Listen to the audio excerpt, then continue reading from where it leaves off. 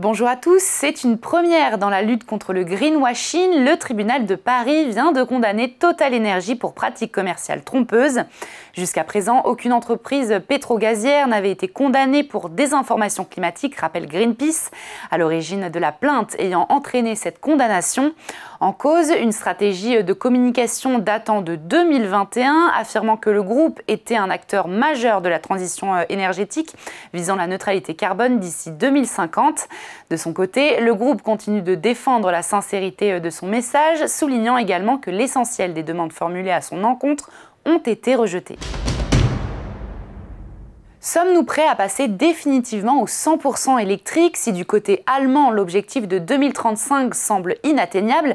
Depuis Bruxelles, jeudi dernier, Emmanuel Macron, lui, a réaffirmé la nécessité du maintien de cet objectif. Si le président français juge le cap bon pour orienter l'industrie et soutenir les investissements dans l'électrique, il appelle néanmoins à plus de flexibilité pour protéger les emplois et éviter une transition aveugle. Sous la pression croissante des industriels du secteur auto, la Commission européenne pourrait rouvrir le débat dès la fin de l'année, avec en toile de fond un désaccord entre les États membres qui s'accentue. Le chancelier allemand s'est quant à lui engagé début octobre à tout faire pour lever l'interdiction, une position à laquelle la France et l'Espagne s'opposent fermement. L'enseigne chinoise de fast fashion Shein fera-t-elle son arrivée au BHV? La question reste en suspens, tant les avis divergent et les oppositions se multiplient. Un dossier brûlant qui fait réagir jusqu'à Bercy. Serge Papin, ministre des PME, du commerce et de l'artisanat, a annoncé vouloir se saisir du dossier pour étudier toutes les solutions possibles afin d'empêcher cette collaboration.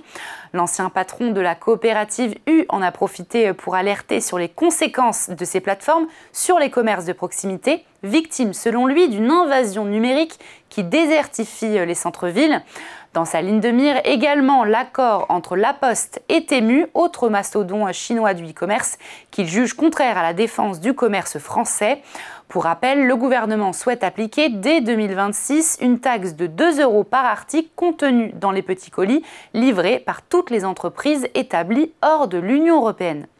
Et voilà, Parlons Cash l'hebdo, c'est fini. On se retrouve la semaine prochaine sur Boursorama.